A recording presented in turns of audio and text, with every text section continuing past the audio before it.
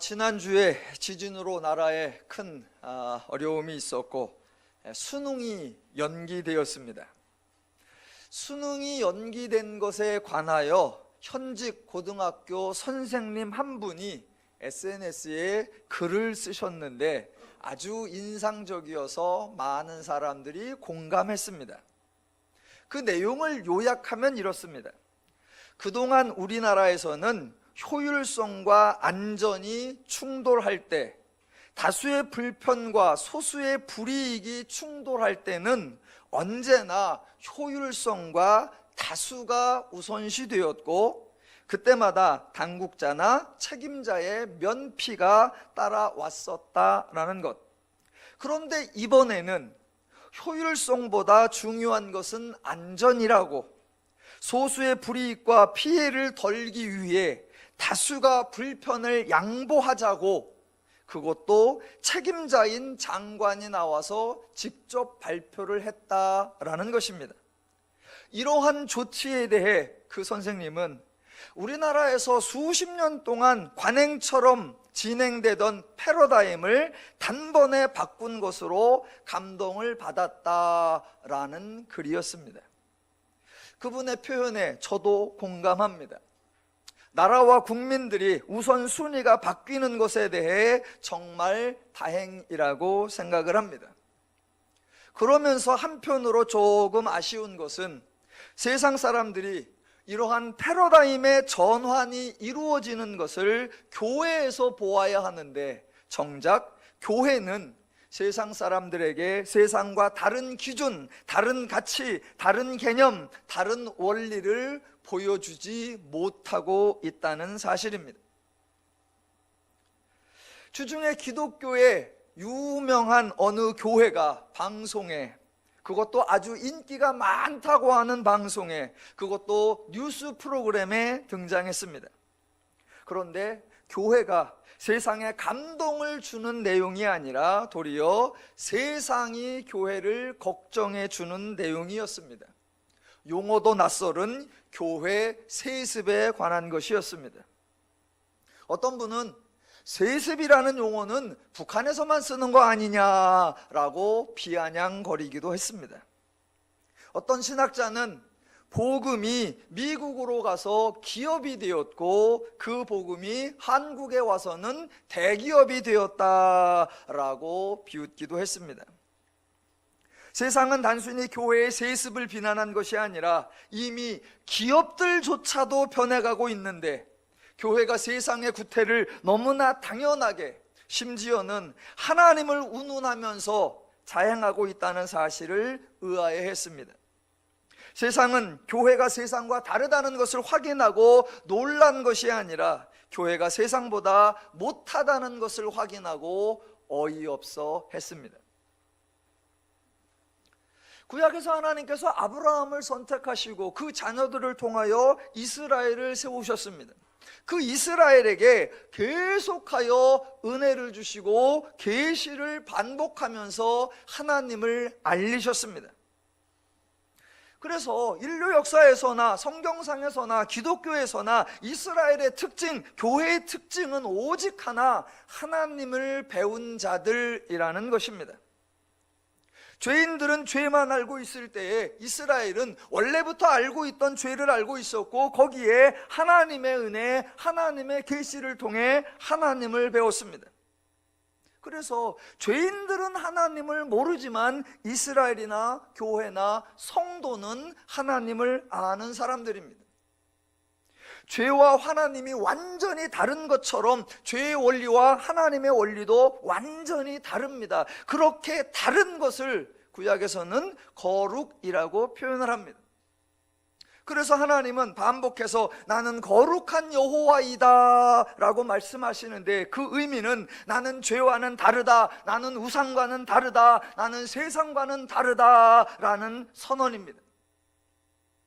말로만 선언하신 것이 아니라 그렇게 거룩한 것을 친히 증명하셨습니다. 어떻게 증명하셨나요? 이스라엘을 대하시는 태도에서, 죄인들을 다루시는 방법에서 증명하셨습니다. 하나님은 잘난 자, 강한 자, 큰 자를 선호하시는 것이 아니라 반대로 언제나 세상에서 약한 자, 부족한 자를 사랑해 주셨습니다. 하나님은 잘하는 사람은 상 주고 못하는 사람은 벌 주는 그런 죄의 원리를 사용하지 않으셨습니다. 죄인들에게 징계, 저주, 형벌을 내리신 것이 아니라 도리어 치유, 회복, 은혜, 계시를 내리셨습니다.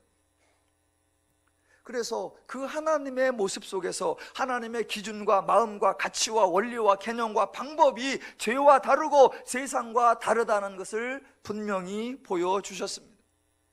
그렇게 하나님이 이스라엘에게 계속해서 하나님이 거룩하다라는 걸 말씀하시고 동시에 이스라엘에게도 너희는 거룩하라 라고 말씀하셨습니다. 너희도 거룩하라, 그 말씀은 너희도 죄와 다르게 살기를 원한다, 그런 기대였습니다. 세상은 죄를 알지 못합니다. 자기들이 죄인이면서도 죄인인 줄 모르고 죄의 원리를 행하면서도 그것이 죄의 원리라고 말하지 않습니다. 그러니까 죄인들은 죄와 경쟁하지 않고 죄와 싸우지 않고 죄인들은 죄를 이겨야 한다고 생각하지 않습니다. 죄인들이 죄를 인식하지 못하니까 남는 건 무엇뿐이냐? 사람뿐입니다. 그래서 죄인들은 늘 사람과 경쟁합니다. 다른 사람과 싸우고 다른 사람을 이겨야 한다고 합니다. 그래서 세상에서의 결과, 세상에서의 열매, 세상에서의 상급은 언제나 다른 사람보다 크고 다른 사람보다 높고 다른 사람보다 센 것입니다. 내가 이기기 위해서는 다른 사람을 고려할 수 없고 내가 크고 강해지기 위해서는 절대로 다른 사람의 상황을 배려하지 않습니다. 그래서 세상이 그렇게 험하고 살벌한 것입니다. 그러나 이스라엘은 하나님을 아는 자들, 성도는 하나님의 마음과 기준과 원리를 가진 자들입니다. 그래서 성도는 죄인과 다르게 살 수 있다라는 선언입니다. 더누림교회가 가지려고 하는 유일한 목표, 유일한 기대는 바로 그겁니다. 더누림교회가 다른 데보다 크자, 다른 데보다 크자, 다른 데보다 세자, 다른 데보다 부유하자, 아니에요. 더누림교회가 소망하고 기대하는 것 딱 한 가지입니다. 달라야 한다. 세상과 달라야 되고 죄와 달라야 되고 우상과 달라야 되고 이방과 달라야 되고 더누림교회에서 선포되는 말씀, 더누림교회에서 시행되는 모든 원리, 더누림교회 사람들의 관계에 온전히 하나님의 마음, 하나님의 기준, 하나님의 원리, 하나님의 방법, 그렇게 거룩해야 한다, 그것입니다. 하나님은 성도들에게 너희는 세상과 다르게 살아야 한다 라고 명령하신 것이 아니라 너희는 세상과 다른 사람이다, 그래서 너희는 세상과 다르게 살 수 있다, 그러니까 너희는 세상과 다르게 살기를 기대한다 라고 말씀하시는 겁니다. 속상한 건 오늘날 교회나 성도가 세상과 별로 다르지 않다는 거죠. 왜요? 그 이유는 언제나 교회가 또는 성도가 우리가 세상과 어떻게 다른지, 우리가 세상과 얼마나 다른지를 잘 깨닫지 못하기 때문입니다. 다르게 살자고 거룩하게 살자고 결의 대회를 할 것이 아니라 교회가 어떻게 다른지, 얼마나 다른지를 분별하셔야 합니다. 그래서 오늘도 저 여러분이 고린도전서를 보는 겁니다. 고린도전서에 교회에서 문제가 발생하고 교회에도 여러 문제 있는 사람이 등장했을 때 과연 교회는 그 문제를 어떻게 다루고 교회는 그 문제를 어떻게 처리하는가, 그 과정이 세상과 어떻게 다르고 그 내용이 죄와 어떻게 다른가, 그것을 확인해 보는 것입니다. 고린도전서 1장부터 4장까지의 주제는 분당 또는 파당이었습니다. 세상의 어떤 조직에서도 어떤 단체에서도 분쟁이 생길 수 있지요. 그렇게 세상에서 분쟁이 생기면 처리하는 방법, 일단 주동자를 찾습니다. 문제가 발생하면 늘 어떤 사람이 문제를 일으켰을 거다, 그 문제 있는 사람을 문제로 삼습니다. 그래서 그 사람을 색출하고 그 사람들을 쫓아내고 그 사람을 따르던 무리들을 해체합니다. 그리고 잠시 후에는 그 모든 것이 외부에 알려졌지 내부 고발자가 누구냐, 그 사람을 찾아서 그 사람마저 내쫓아냅니다. 전형적인 패턴이고 오늘날 우리 주변의 단체들에서 늘 발생하는 방식입니다. 고린도 교회라고 하는 단체, 고린도 교회라고 하는 조직에서도 분쟁이 발생했고 파당이 발생했습니다. 그러나 바울은 주동자 색출을 하지 않고 계파 해산을 요구하지도 않습니다. 바울은 사람을 문제로 삼지 않고 내용을 문제 삼아서 내용을 가르치는 것으로 문제를 해결합니다. 다른 표현으로 하면 세상은 사람을 문제 삼아서 그 사람을 퇴출시키는 방식을 사용하는데 기독교는 사람을 문제 삼지 않는다라는 겁니다. 아무리 문제가 발생해도 교회에서 사람을 내어 쫓는다는 개념 자체가 기독교엔 없습니다. 그 사람만 사라지면 문제가 해결될 것이라고 하는 어이없는 기대도 기독교엔 없습니다. 기독교에서 교회와 성도는 뗄래야 뗄 수 없고 분리할 수 없는 관계입니다. 그래서 교회에서 출교니, 교회에서 제명이니 이런 거는 성경에 없습니다. 세상에서는 강자와 약자가 있으면 늘 약자를 책망합니다. 약한 것이 나태해서 그래, 약한 것이 게을러서, 약한 것이 열심을 내지 않아서 그래, 약한 자들을 책망하고 늘 약한 자들을 꾸짖고, 약한 자가 열심을 내야 돼, 약한 자가 부지런을 떨어야 돼, 늘 약한 자에게 권고합니다. 우리가 익숙해져 있습니다. 그러나 기독교는 약자를 책망하거나 약자를 충동질하지 않습니다. 언제나 누구를 언급하느냐? 강자를 언급합니다. 강자가 책임을 져야 돼, 강자가 역할을 해야 돼, 강자가 보호를 해야 돼, 강자가 수고를 해야 돼, 강자가 애써야 돼, 강자가 더 열심히 해야 돼. 이 작은 차이를 여러분은 구분하셔야 합니다. 그래서 4장부터 8장까지, 1장부터 4장까지의 분쟁 문제가 있을 때 처리하는 방식이 세상과 달랐고, 고린도전서 5장부터 8장까지를 이렇게 읽어보시면 교인들이 자주 반복했던 주장들이 있습니다. 그것이 뭐였냐면 모든 것이 가하다라는 주장이었습니다. 여러분, 그 주장이 아주 교활하고 매우 죄적인 주장입니다. 왜냐하면 강조점을 왜곡하기 때문입니다. 예를 들면 이런 겁니다. 하나님께서 이스라엘을 선택하셨습니다. 강조점이 뭐예요? 하나님이 죄인임에도 불구하고 그 죄인들 중에서 은혜를 주시기 위해 사람을 선택하셨다. 그게 강조입니다. 그런데 이스라엘이 강조점을 바꾸어 버립니다. 어떻게 해요? 우리는 선택받았다, 이렇게.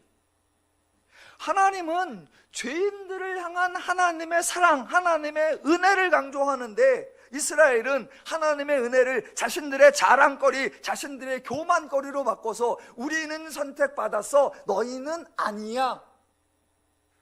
하나님의 강조점을 바꾸어 버립니다. 고린도 교인들도 마찬가지예요. 하나님이 자격이 없는 사람들, 아무 공로도 없고 선한 행위도 없는 사람들을 오직 하나님의 은혜로 구원하셨습니다. 강조점이 뭐냐? 자격 없는 자들에게 하나님이 은혜로 구원하셨다예요. 그랬더니 교인들이 뭐라고 하느냐? 야, 기독교는 은혜가 행위와 관계가 없다고 했어. 그러니까 나는 모든 것을 행하는 것이 가하다? 라고 바꾸어 버렸습니다. 그래놓고 한다는 짓이 음행이었고 세상에 송사하는 것이었고 우상의 재물을 먹는 것이었습니다. 고린도 교인들의 요따위 행동들을 요새 말로 하면 권리만 주장하고 책임은 지지 않는다라는 것입니다. 자기가 받은 혜택은 강조하고 자기가 해야 할 의무는 나몰라라 하는 것이고 자기가 받는 배려는 주장하고 자기가 주어야 하는 배려는 외면하는 것입니다. 세상에 이런 사람 많지요. 그래서 이런 사람 할 때 우리가 뭐라고 불러요? 얌체 같은 인간, 얌체라고 부르죠. 세상에 얌체들 천지고요, 교회도 얌체들 천지예요. 많습니다. 세상이나 교회나 얌체들 많아요. 가슴이 찔리라고 2번씩 말하는 거 아닙니다. 그냥 그렇다는 얘기입니다. 우리 가운데 얌체 많아요. 그래서 얌체들을 볼 때마다 매우 얄미워요. 그런 얄미운 사람들을 보시면 어떻게 대처하지요? 자, 여기에서 또 세상이 대처하는 방식과 기독교가 대처하는 방식이 어떻게 다른지를, 그 작은 디테일 하나를 구분하셔야 한다는 겁니다. 일반적으로 세상에서 권리와 의무가 충돌을 하면 대부분 의무를 강조합니다. 혜택과 책임의 충돌을 하면 책임을 강조합니다. 자신이 누려야 할 권리나 혜택을 조금 양보하고 우선 의무와 책임을 하라고 말합니다. 왜? 그래야 조직이 유지된다고, 그래야 모임이 지속된다고 말들을 합니다. 저도 여러 가지 모임에 속해 있습니다. 교회 모임도 있고 일반 모임도 있는데, 모임에 가면 언제나 똑같은 일입니다. 그 모임 가운데 늘 양체가 있어요. 혜택은 따박따박 다 받아먹고 자기가 의무해야 할 때는 싹싹싹 빠져나가는 아주 얄미운 인간들 있어요. 꼴보기도 싫은 인간들이 있어요. 그러면 앞에서는 뭐라고 못하고 내비두고 이제 뒤로 따로 모여갖고 그 인간 한마디 해야 되는 거 아니요? 요번에 잘라야 되는 거 아니요? 요번에 그 의무를 하라고 해야 되는 거 아니요? 그렇게 얘기해서 그 중에 누구 하나 총대 매갖고 당신이 가서 얘기를 좀 해. 그럼 가서 그러면 안 된다고, 의무도 해야 된다고, 책임도 해야 된다고 그렇게 해요. 그런데 결론은 아무것도 달라지지 않습니다. 그 인간은 그 다음에 또 얌체짓을 합니다. 저 여러분이 많이 경험하고 많이 행했던 방식이에요. 그렇기 때문에 오늘 그런 사람들에 대하여, 교회에도 그런 사람이 있는데 과연 바울이 어떻게 해결하는가, 더 나아가 하나님의 교회가 어떻게 해결하는가, 그 차이점을 보아야 한다라는 겁니다.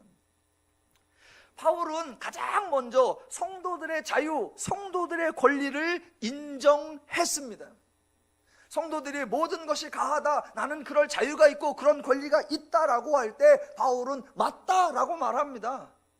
절대로 섣불리 절제하세요 라고 말하지 않습니다. 절대로 섣불리 양보하세요 그렇게 권고하지 않습니다. 자유가 있다고, 권리가 있다고, 고린도 교인들의 주장이 맞다고 인정을 합니다. 왜요? 맞는 말이니까. 맞는 말을 하니까 맞다고 하는 겁니다. 그리고 사람들이 가장 자주 사용하는 방식, 혹시 그래, 의무나 권리가, 책임과 자유와 권리가 있어. 그런데 의무와 책임을 행하지 않으면 자유와 권리를 빼앗길 거야, 이런 식으로 말하지 않으며, 혜택만 요구할 뿐 역할을 행하지 않을 경우에는 주어진 혜택이 제한될 수 있어 라는 방식으로 절대로 말하지 않더라는 겁니다. 우리는 너무 그런 걸 자주 해요. 자유가 있어? 권리가 있어? 좋아. 그러면 의무도 해. 권리도 책임도 줘. 그거 안 하면 의무, 저 책임 박탈. 자꾸 헷갈리네.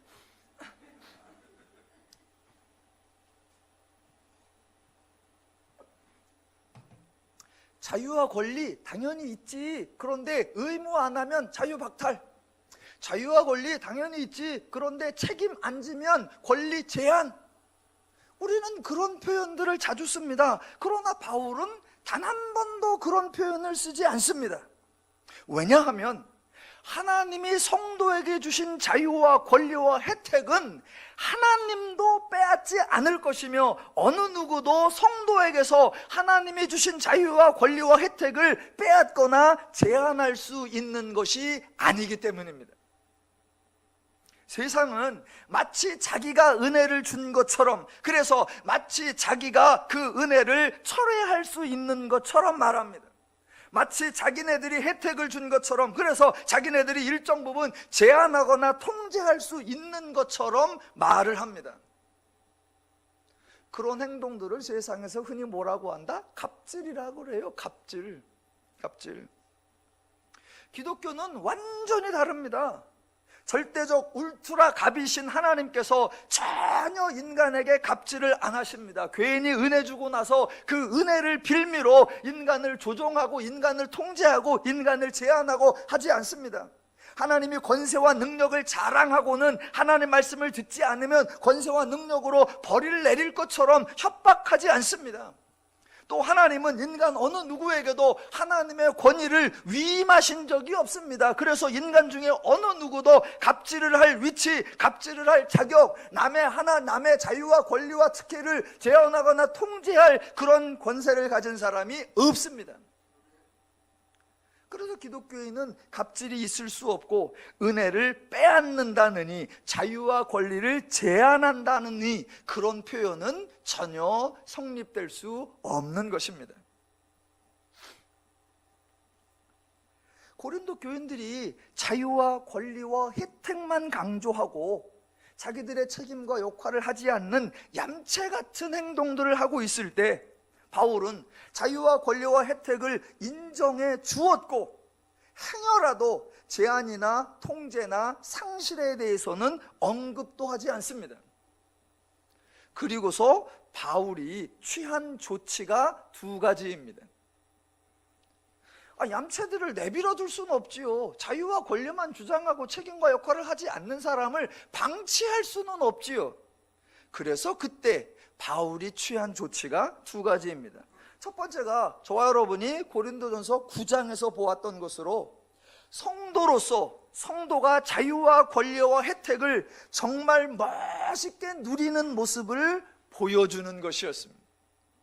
그래서 9장에서 바울이 강조한 게 뭐 있습니까? 너희들이 자유와 권리가 있다고 자랑하냐? 옳다, 맞다. 그리고 나 바울도 자유가 있고 나 바울도 권리가 있다라고 선언하고 그 바울이 자기가 가지고 있는 자유와 권리를 상대방을 위해 사용하는 멋진 모습을 직접 보여주는 것이고, 그렇게 행했을 때 자기가 받은 상, 예전에 내가 죄인이었을 때는 전혀 이렇게 행동하지 않았는데 하나님의 은혜를 받고 보니까 내가 이렇게까지 행동할 수 있는 새로운 존재가 되었다라는 사실을 소개하는 것이었습니다. 이게 기독교의 방식이에요. 타종교는 상대방이 자유와 권리를 주장할 뿐 책임과 의무를 하지 않으면 당장에 뭐가 들어간다? 제한과 통제와 협박이 들어갑니다. 기독교는 전혀 그러지 않아요. 자유와 권리를 주장할 때 그 자유와 권리와 혜택을 정말 멋있게 사용하는 방법, 그걸 정말 멋지게 누리는 방법, 그걸 소개하고 그게 가능하다는 걸 직접 보여주는 것입니다. 제가 제일 안타까워하는 게 바로 바울의 이 모습, 바울의 이 방식이 오늘날 교회에 거의 없다는 거예요. 목사님들도 그런 방식을 별로 안 쓰고 교회도 그런 방식을 별로 안 써요. 그래서 이게 교회인지 세상인지 잘 구분이 안 갑니다. 남는 건 조직이에요. 남는 건 경영이 아니에요. 자, 바울이 행동한 첫 번째 조치, 성도의 자유와 권리와 혜택을 정말 멋있게 활용하고 정말 은혜롭게 누리는 모습을 보여주는 것, 그게 9장이었고요.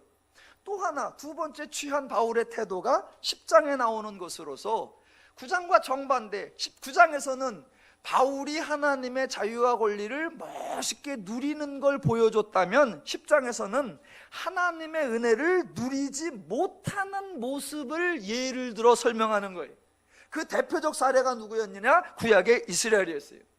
구약의 이스라엘이 분명 출애굽의 은혜를 받았는데 은혜를 받았음에도 불구하고 하나님의 원리로 행하지 않으니까 결국 전혀 은혜를 누리지 못하고 도리어 죽임을 당하기도 하고 멸망을 당하기도 하더라라는 것입니다. 절대 오해해서는 안 되는 것이 은혜를 받았는데 불순종하고 하나님을 시험하니까 하나님이 징계해서 죽여버리셨대, 니네들 말 안 들으면 하나님이 죽여버린대, 그런 협박이 전혀 아닙니다. 하나님은 은혜를 주셨고 은혜 받은 자가 하나님의 원리로 행하지 않으니까 당연히 하나님의 은혜를 누리지 못하고, 하나님의 원리가 아닌 죄의 원리로 하니까 죄의 결과를 당해서 죽더라. 은혜를 받은 자가 은혜를 누리지 못하더라. 정말로 속상한 경우를 예를 들어주고, 거기에 더 나아가 그럼에도 불구하고 하나님은 또 은혜를 주시고 또 은혜를 주시고 또 은혜를 주시더라라는 거예요. 그래서 5, 6, 7, 8장에서 고린도 교인들의 자유와 권리를 주장하면서 행동하지 않는 것, 그때 9장에서 자유와 권리를 멋지게 쓰는 방법, 10장에서 자유와 권리를 누리지 못하는 예 두 개를 싹 보여주는 거예요. 그래 놓고 10장 23절과 24절, 10장 31절에서 이런 결론을 내리는 겁니다. 10장 23절로 24절, 모든 것이 가하나 모든 것이 유익한 것은 아니요 모든 것이 가하나 모든 것이 덕을 세우는 것은 아니니 누구든지 자기의 유익을 구하지 말고 남의 유익을 구하라. 31절, 그런즉 너희가 먹든지 마시든지 무엇을 하든지 다 하나님의 영광을 위하여 하라. 결론이 뭡니까? 너희 받은 자유, 너희 받은 권리, 너희 받은 혜택, 너희 받은 은혜를 바르게 활용해서 바르게 누려라 라는 겁니다. 바울이 자유와 권리, 혜택과 은혜만 강조하고 책임이나 의무에 대해서는 전혀 언급하지 않느냐? 그렇지 않습니다. 성도가 성도의 책임을 하지 않는 것, 성도가 성도의 의무를 하지 않는 것, 그거를 신랄하게 비판을 해요. 그게 몇 장이냐면 11장이었어요. 11장 두 가지 주제가 등장했었습니다. 2절로 16절까지에는 교회에서 머리에 무엇인가를 써야 되는데 쓰지 않는 여자들이 있다라고 기록했습니다. 자, 그 이야기는 왜 교회에서 머리에 쓰지 않았느냐, 이 여자들아, 이 약한 자들아, 이 게으른 자들아 라고 여자들을 책망한 것이 아니라 여자의 머리인 남자들이, 하나님에 의하여 책임자로 세워진 남자들이 왜 책임과 역할을 다하지 않아서 교회에 그런 여인이 존재하게 만들었느냐라고 책임 있는 남자들, 책임 있는 머리들, 그 강한 자들을 책망하는 내용이었습니다. 자유와 권리와 혜택만 강조할 뿐 머리된 자로서의 역할을 하지 않는 모습, 그것을 꾸짖는 거예요. 17절로 34절에서는 뭐였습니까? 주의 만찬을 행함에 있어서 미리 갔다가 먹어서 빈궁한 자들이 먹을 것이 없게 만든 사람들을 책망하는 것입니다. 먼저 갖다 먹은 사람들, 있는 사람이고 강한 사람이고 높은 사람이 분명할진데 본인들의 위치와 신분과 권리만 주장할 뿐 빈궁한 자들을 부끄럽게 만든 자기들의 무책임에 대하여 부끄러워할 줄 모르는 그 어리석음, 그것을 책망하고 꾸짖었습니다. 그러니까 이 11장도 늘 오해돼요. 11장도 교회에서 여자들은 써야 됩니다, 여자들이 말을 잘 들어야 됩니다, 여자들이 순종해야 됩니다, 문제를 일으키면 안 됩니다. 늘 그 약자들을 뭐라 그래요? 아니요, 성경은 정반대로 가는 거예요. 약한 자들이 약한 모습이 드러나게끔 만든 너희들 강자 뭐 했느냐? 너희들 높은 자 뭐 했느냐? 너희들 가진 자 뭐 했느냐? 그러니까 세상과 교회가 사람을 바라보는 관점이 다르고 그 문제를 해결하는 방식이 완전히 달라요. 완전히 달라요. 그래서 11장에서 하나님에 의하여 세움을 받은 자들, 하나님에 의하여 높임을 받은 자들, 하나님에 의하여 자유와 권리와 혜택을 받은 자들, 그들이 책임과 역할을 하지 못하는 것을 책망하고 바로 이어서 오늘 12장에 나오는 거예요. 그러니까 12장에서 성도는 책임을 해야 됩니다, 성도는 역할을 감당해야 됩니다 라고 말하는데 그 근거가 12장이에요. 그런데 그 근거가 세상에서 말하는 주장과 완전히 다르다라는 겁니다. 그 차이점을 분별하자는 거예요. 세상에서도 강자들이 있고 높은 자들이 있고 큰 자들이 있죠. 그래서 세상에서도 강자가 역할을 해야 된다, 높은 자가 책임을 져야 된다, 가진 자가 뭐 좀 덕스러운 모습을 보여야 한다 라고 가진 자, 높은 자, 센 자가 행하는 행동을 멋있는 말로 표현하죠. 뭐라고 해요? 노블리스 오블리제 라고 표현을 합니다. 사전을 찾아보니까 노블리스 오블리제가 부와 권력의 특권을 가진 사람들이 그렇지 못한 사람들을 도와야 하는 태도라고 나와 있습니다. 그래서 그들의 행동은 일종의 자선 또는 구제로 이해되고 그들의 태도는 모범 또는 미담으로 소개되기도 합니다. 그래서 종종 사회의 유력층의 그런 덕스러운 행동, 노블리스 오블리제를 오늘날 성도들의 모습과 비슷하다라고 소개하는 경우도 있는데 아니다. 전혀 다르다. 근거가 다르고 방식이 다르다라는 거예요. 바울이 성도들에게 남의 유익을 구하라 라고 권고하고 책임과 역할을 감당하라 라고 주장하는 그 근거가 완전히 다르단 말입니다. 그 근거로서 등장하는 게 뭐다? 오늘 12장이에요. 그러니까 흐름을 싹 빼면 12장 뭐에 관한 얘기다? 은사. 13장 뭐에 관한 얘기다? 사랑. 이렇게 가버립니다. 그런데 지금 5장부터 8장까지 나오는 성도가 모든 것이 가하다는 자유와 권리를 주장하고 그러면서 악하고 음란하고 부정한 행동을 하고 있을 때 바울은 9장에서 자기의 성도로서의 자유와 권리를 멋지게 사는 모습, 10장에서 이스라엘이 실패하는 모습을 보여주고 11장에서 너희가 그 역할을 이렇게 못하고 있지 않느냐 부끄러운 모습을 드러내고 이제 12장에서 성도답게 살 수 있는 근거를 제시하는 겁니다. 자, 12장을 보겠습니다. 1절로 3절. 형제들아, 신령한 것에 대하여 나는 너희가 알지 못하기를 원하지 아니하노니 너희도 알거니와 너희가 이방인으로 있을 때에 말 못하는 우상에게로 끄는 그대로 끌려갔느니라. 그러므로 내가 너희에게 알리노니 하나님의 영으로 말하는 자는 누구든지 예수를 저주할 자라 하지 아니하고 또 성령으로 아니하고는 누구든지 예수를 주시라 할 수 없느니라. 여기서 강조점이 뭐냐? 3절 성령으로 아니하고는, 이게 강조입니다.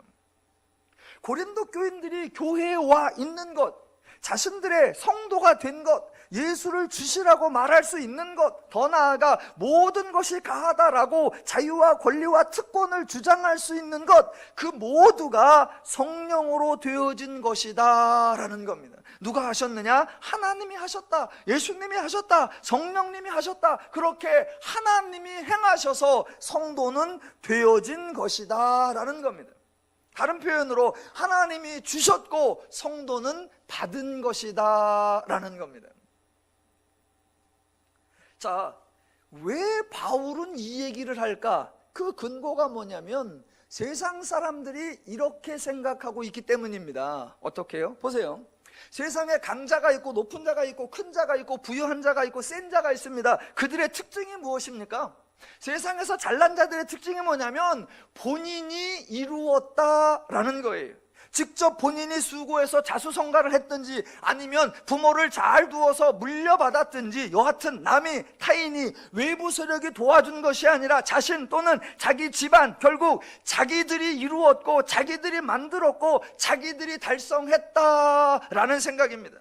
남들 놀 때 수고했고 남들이 잘 때 일했고 남들이 쉴 때 땀 흘려서 자신들이 성공했다. 그래서 수고의 결과로 노력의 대가로 땀 흘릴 열매로 현재 권력, 신분, 부유, 세력을 가지고 있게 되었다. 그러니까 그들이 갖는 마음 자부심입니다.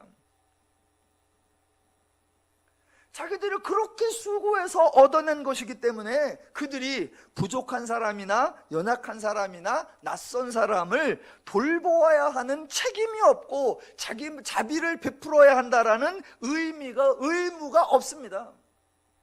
그렇게 책임도 없고 의무도 없는데 그들이 노블리스 오블리제라는 명분으로 종종 자비를 행합니다. 왜요? 그것이 자기들이 세상 사람들로부터 존경을 받는 폼나는 행동이기 때문입니다. 그러니까 원래는 그런 행동을 할 마음도 없고 그런 행동을 할 의도도 없고 그런 행동을 한 의무도 없지만 그렇게 하면 사람들에게 좀 더 명성을 얻을 수 있다. 그러기 때문에 생색을 위해서 할 뿐입니다. 그게 세상 사람들의 사고 방식이에요. 자, 이제 바울이 말하는 12장에서 바울이 말하는 성도의 특징, 세상의 높은 자와 구별되는 성도의 특징이 뭐냐? 그게 바로 하나님이 행하셨다라는 거예요. 이걸 강조하는 이유, 세상은 본인이 수고해서 결과를 가진 자라고 한다면 성도는 하나님의 수고를 통해 열매를 받은 자라는 겁니다. 세상은 가진 자고 성도는 받은 자예요. 성도는 세상 그 누구보다도 인간의 문제를 해결한 자요, 행복이 완성된 자요, 자유와 권세를 이룬 자인데 그 모든 것을 본인이 행해서 만든 것이 아니라 하나님께로부터 은혜로 받았다라는 겁니다. 그래서 자유를 주장하려는 사람, 권리를 주장하려는 사람, 자신의 혜택을 강조하려는 사람들에게 바울이 묻는 거예요. 너의 권리, 너의 자유, 너의 혜택 어디서 났냐? 그때 세상 사람들은 뭐라고 한다? 내가 애써서, 내가 수고해서 만든 거야. 그때 성도는 뭐라고 한다? 받았어 라고요. 그래서 1절에 보면 신령한 것이라고 표현하는데 그 신령한 것이 다른 표현으로 은사, 또 다른 표현으로 선물입니다. 선물. 그러니까 성도는 뭐라고 해야 된다? 받았다. 성도의 성도됨 오직 하나님이 선물로 주신 것이고 인간은 받은 것이다. 받은 것이기 때문에 성도는 성취감이 아니라 감사함이 넘친다라는 겁니다. 받은 것이기 때문에 주장함이나 자랑함이나 교만함이 나올 수 없고, 은혜를 받은 것이기 때문에 늘 과분하며 황송하며, 혹시라도 받지 못한 자들을 볼 때 어떤 우월감을 가질 수 없고 도리어 민망함, 바울의 표현대로라고 하면 빚진 자의 심정을 갖는다라는 겁니다. 그래서 성도가 약한 자를 배려하는 것, 없는 자를 도와주는 것, 부족한 자의 짐을 짊어지는 것, 그런 행동을 할 때 가진 자의 자비야, 가진 자의 아량이야, 가진 자의 노블리스 오블리제야 라고 말하는 것이 아니라 이것이 내가 할 수 있는 감사이고, 이것이 내가 표현할 수 있는 기쁨이고, 이것이 내가 받은 빚을 조금이라도 갚는 거다, 그런 마음과 심정과 태도를 갖게 된다라는 것입니다. 자, 4절부터 보세요. 12장 전체에서 계속 강조하는 게 뭐냐면 하나님이 주셨다, 하나님이 주셨다, 하나님이 주셨다예요. 우리 모두는 받은 자예요. 그렇기 때문에 자랑이나 교만함이나 비교적 우월감이나 상대를 얕보는 마음 전혀 할 수 없다. 정반대로 와, 나 같은 자가 받았으니 과분하고, 나 같은 자가 받았으니 황송하고, 나 같은 자가 받았으니 저 사람하고 비교하면 저 사람이 나보다 훨씬 난 것 같은데 내가 받았으니 너무나 민망하고, 그러니 내가 베풀고 섬기고 나누는 거 당연하다. 그런 의미를 가지고 4절에도 은사는 여러 가지니 은사라는 단어가 나옵니다. 이 은사라는 단어도 은혜라는 단어에서 파생한 것으로서 거저준 것, 값없이 준 것, 선물, 부여받은 은총, 은혜로 받은 것, 예, 그런 의미입니다. 자, 4절로 7절 읽어보겠습니다. 은사는 여러 가지나 성령은 같고, 직분은 여러 가지나 주는 같으며, 또 사역은 여러 가지나 모든 것을 모든 사람 가운데서 이루시는 하나님은 같으니 각 사람에게 성령을 나타내심은 유익하게 하려 하심이라. 4절에 여러 은사가 등장하고 5절에 여러 가지 직분이 등장하고 6절에 여러 가지 사역이 등장합니다. 그러나 강조점은 봐라, 은사가 얼마나 다양한가, 그걸 설명하는 것이 아니라 성도의 모든 은사는 하나님이 주셨다, 성도는 받은 거다라는 겁니다. 그래서 반복되는 표현이 4절에 성령은 같고 5절에 주는 같으며 6절에 하나님은 같으니, 예, 같은 하나님이 주셨다는 거예요. 8절로 12절 보겠습니다. 11절. 어떤 사람에게는 성령으로 말미암아 지혜의 말씀을, 어떤 사람에게는 같은 성령을 따라 지식의 말씀을, 다른 사람에게는 같은 성령으로 믿음을, 어떤 사람에게는 한 성령으로 변 고치는 은사를, 어떤 사람에게는 능력 행함을, 어떤 사람에게는 예언함을, 어떤 사람에게는 영들 분별함을, 다른 사람에게는 각종 방언 말함을, 어떤 사람에게는 방언들 통역함을 주시나니 이 모든 일은 같은 한 성령이 행하사 그의 뜻대로 각 사람에게 나누어 주시는 것이니라. 이번에도 야, 참으로 다양한 은사의 기능이 있구나, 얼마나 다양한가, 그걸 소개하는 것이 아니라 성도에게 나타난 모든 기능적 은사도 누가 주셨다? 하나님이 주셨다. 누가 행하신다? 하나님이 행하신다. 그래서 반복되는 표현 8절 성령으로 말미암아 같은 성령을 따라 9절 같은 성령으로 한 성령으로 11절 같은 한 성령으로 행하사 이렇게 나오는 겁니다. 하나님이 주셨다. 같은 하나님, 같은 성령, 같은 주. 왜 자꾸 같은 하나님, 같은 주, 같은 성령을 언급할까? 고린도 교인들이 다른 신을 생각하기 때문이었어요. 예를 들면 이런 겁니다. 자, 죄인들은 각자 다양한 신들을 믿죠. 다양한 신들을. 고린도 교인들도 교회 들어오기 전에 이방인이었을 때 다양한 신들을, 여러 신들을 믿었습니다. 단지 다른 신 하나를 믿은 게 아니라 여러 신들을 믿었어요. 그러니까 그들의 사고방식 속에 무슨 사고방식이 깔려 있느냐? 내가 어떤 신을 열심히 섬겨서 그 신에게 섬긴 대가로 보상을 받았고, 또 어떤 신을 열심히 섬겨서 그 섬긴 대가로 보상을 받았고, 또 어떤 신을 열심히 섬겨서 그 신에게서 또 상을 받았다라고 여러 신에게서 여러 개를 받았다는 겁니다. 여러 신들이 서로 다르니까 신들이 협력을 했을 리가 없고, 신들이 같은 마음, 같은 뜻, 같은 계획을 가졌을 리도 없고, 각 신들이 자신들이 담당하는 영역이 있고 자신들이 담당하는 기능이 있으니까 신들이 종합적 계획이나 종합적 섭리가 있을 리가 없다. 더 나아가 신들조차도 큰 신, 작은 신, 높은 신, 센 신 등 서열과 등급이 있고, 그러니까 그 신에게서 받아낸 자기들도 큰 사람, 높은 사람, 센 사람의 서열이 있고, 그렇게 신들도 서열이 있어서 높은 신은 군림하고 낮은 신은 개경하고, 높은 신은 지배하고 낮은 신은 통제받고, 그렇게 하니까 그 신의 상을 받은 자기들도 굳이 큰 자, 높은 자, 강한 자가 낮은 자를 배려하고 남의 유익을 구해야 한다, 그런 생각을 아예 가지고 있지 않은 겁니다. 그런 죄적 사고방식, 그런 이방적 사고방식, 그런 우상적 사고방식이 깔려 있으니까 그들에게 바울이 계속해서 강조하는 거, 너희들이 수고해서 상으로 받은 것이 아니라 하나님의 은혜를 받았고, 너희가 은사도 여러 가지, 직분도 여러 가지, 사역도 여러 가지인데 각각 신에게서 받은 게 아니라 다 누가 주셨다? 하나님이 주셔서, 한 하나님이 한 뜻과 한 마음과 한 목적과 한 기준과 한 원리와 한 가치로 주셨다. 그것을 알아라 라는 것입니다. 바울의 이런 표현 전혀 새로운 것이 아닙니다.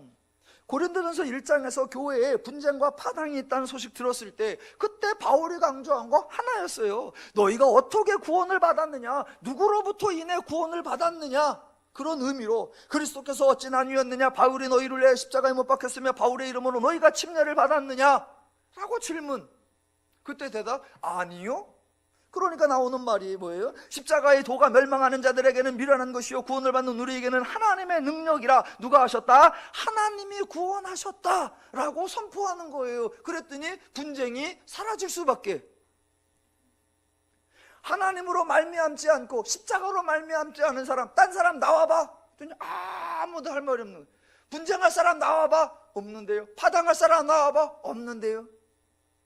예, 하나님의 일하심, 하나님의 은혜 주심, 하나님의 사랑하심, 그 하나님을 선포하고 모두가 그 하나님으로 말미암았음을 인정할 때에 교회의 문쟁과 파당과 교회의 엉뚱한 일들은 다 해결이 되는 거예요. 그래서 1장부터 4장에 분쟁의 문제를 풀 때도 그렇게 풀고, 5장 이하에 성도의 자유와 권리에 대한 주장을 펼칠 때에도 바울은 똑같이 주장하는 겁니다. 맞아, 자유와 권리 있어. 그런데 그 자유와 권리 어디서 났니? 하나님의 은혜로 받은 것이야. 그렇다면 너희의 모습은 주장하는 모습이 아니라 감격하는 모습이어야 하고, 상대방에게 거치는 모습으로 드러나는 것이 아니라 남의 유익을 위해서 활용하는 것이어야 하고, 궁극적으로 하나님의 영광이 드러나는 모습이어야 한다라는 주장입니다. 여기서도 말을 참 조심해야 합니다. 기독교는 설명을 잘 해야 돼요. 설명을 잘 해야 돼요. 바울은 성도는 이래야 합니다, 성도는 이래야 하는 거야 라고 명령하는 것이 아니라, 너희가 하나님이 주신 것을 안다면, 하나님께로 받은 것임을 안다면 그런 모습이 드러날 수 있어 라고 설명하는 겁니다. 자유와 권리만 주장하지 말어 라고 협박하는 것이 아니라 받은 바 은혜를 알면 자유와 권리를 주장하기보다는 섬김의 모습으로 드러날 거다라고 알려주는 겁니다. 그러니까 이 작은 차이점, 하나님은 은사를 주신 것, 은혜를 주신 것, 자유와 권리와 혜택을 주신 것을 절대로 아까워하지 아니하고 철회하거나 취소하지 않습니다. 특히 성도들의 행동에 따라 하나님이 행하신 일을 재론하지 않습니다. 그래서 우리들 가운데 바울이 고린도 교회를 딱 보면서 너희가 하는 짓거리를 보니까 하나님이 주신 은혜가 아깝다 야 라고 말하거나, 너희에게 줄 바에야 차라리 다른 사람에게 줄 걸 그랬다 라고 말하거나, 지금이라도 제대로 사용하지 않으면 모두 빼앗길 거요, 이런 식의 회유나 협박이나 통제 절대로 없습니다. 받은 것에 대해서는 안심하시기 바랍니다. 그 작은 표현 하나하나들을 기독교는 세밀하게 분석하면서 잘해야 됩니다. 종종 이런 표현하죠. 예, 하나님께서 일단 여러분에게 은혜를 주십니다. 그래서 여러분이 그 받은 바 은혜를 잘 쓰는지 잘못 쓰는지 일단 주시고 나서 하나님이 꼭 뭘 하세요? 시험을 해보세요. 은혜를 주셨는데 감사하면서 잘 쓴다. 그럼 하나님이 어떻게 하신다? 더 큰 은혜를 주세요. 하나님이 시험을 은혜를 줬는데 은혜를 은혜인 줄 모르고 지멋대로 쓴다. 그럼 어떻게 와요? 그거 뺏어가요. 그러면서 큰 어려움이 오고 시험이 옵니다. 여러분 작은 거 받았을 때 하나님의 시험을 통과하셔야 됩니다. 하나님이 여러분을 시험하시니까 그 시험을 통과해서 더 큰 은혜를 받으시기를 주님의 이름으로 축원합니다.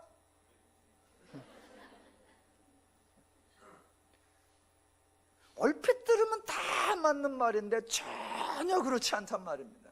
전혀 그렇지 않아요.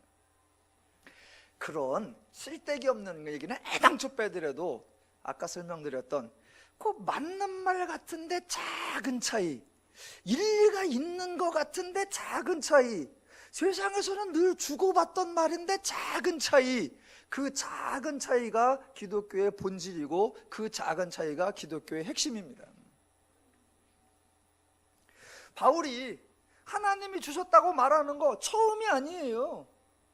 그래서 지금 12장이 11장 다음에 나오는 걸 기억해야 합니다. 11장에서 성도가 머리된 자로서 약한 자를 돌봐야 하는 책임을 하지 못하는 거, 부유한 자로서 빈궁한 자들을 부끄럽게 만드는 거, 그거에 대한 책망을 했었습니다. 그 다음에 12장에 나오는 건데 12장의 강조점, 하나님이 주셨다 강조하고 동시에 하나님이 주신 것이 참으로 다양하다라고 소개하는 거예요. 왜 이렇게 다양하다, 왜 이렇게 주셨다라고 소개하느냐? 하나님이 모든 사람에게 필요한 것을 충분히 넉넉히 주셨다라는 겁니다.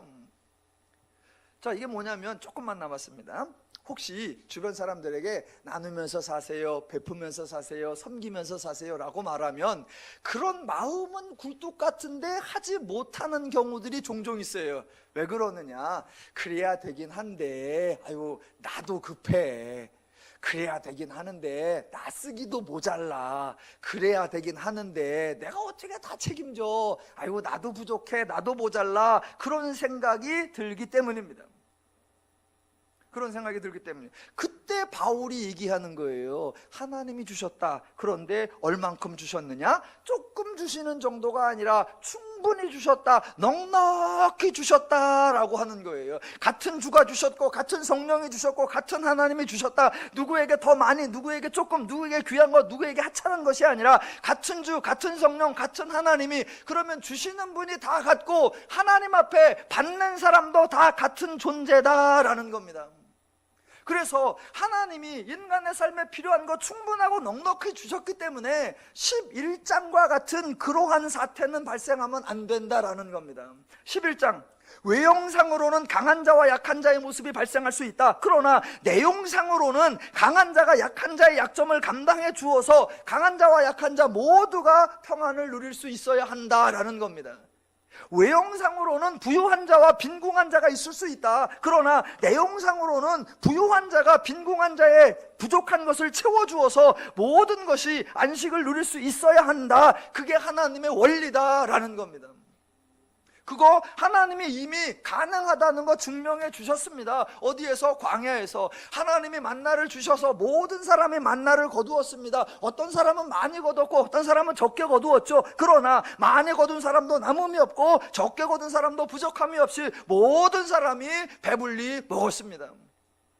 그 삶이 또 가능하도록 하나님이 토라를 통해 원리를 가르쳐 주셨습니다. 그래서 하나님이 은혜를 주어서 너희가 추수할 것이 많이 생겼을 때에 직접 추수할 때 한쪽 구퉁이를 남겨두어라. 그래서 가난한 자들도, 그래서 연약한 자들도, 그래서 과부와 고아들도 생존하고 자유와 평화와 안식을 누릴 수 있도록 하라. 그게 하나님의 원리였습니다. 그때 세상 사람은 그렇게 말할 수 있죠. 지놈이 내 농사 짓는데 도와준 게 뭐 있어? 내 농사 짓는 거 내가 싹 걷어가겠다는데 뭔 소리야? 예, 그럴 수 있지요. 그때 성도는 기억하는 겁니다. 내가 아무리 수고해도 하나님이 은혜 주시지 않으면, 하나님이 나에게 복 주시지 않으면 내가 가질 수 있는 게 없다. 나의 수고보다 더 중요한 게 하나님의 은혜다. 하나님이 은혜를 주셨음에 한 모퉁이를 남겨놓아서 다른 사람이 생존할 수 있게, 다른 사람이 평화와 안식을 누릴 수 있게 하는 거, 이게 하나님의 은혜 받은 자의 태도다라고 고백하는 것, 그게 성도의 마음인 줄로 믿습니다. 그래서 하나님이 주셨다라는 걸 강조할 때 오늘 본문 중에 7절이 이렇게 나오는 거예요. 각 사람에게 성령을 나타내심은 유익하게 하려 하심이라. 고린도 교인들은 하나님의 은혜를 유익하게 사용한 것이 아니라 분쟁이 되도록 사용했고, 약한 자의 약점이 드러나도록 사용했고, 빈궁한 자가 부끄러움을 당하도록 사용했습니다. 남이 손해를 당하든 말든, 남이 부끄러움을 당하든 말든 본인은 유익이 됐을까요? 전혀 그렇지 않습니다. 하나님의 원리는 모든 사람이 모두 평안을 누리는 겁니다. 그래서 각 사람에게 각양의 은사를 주셔서 함께 즐거워하게 했다라는 이야기예요. 그게 다음 주에 이어질 거예요. 저와 여러분이 하나님께 받은 은혜를 하나님의 마음과 심정과 원리로 행하셔서 우리 모두가 하나님의 복을 풍성히 누리시기를 주님의 이름으로 축원합니다.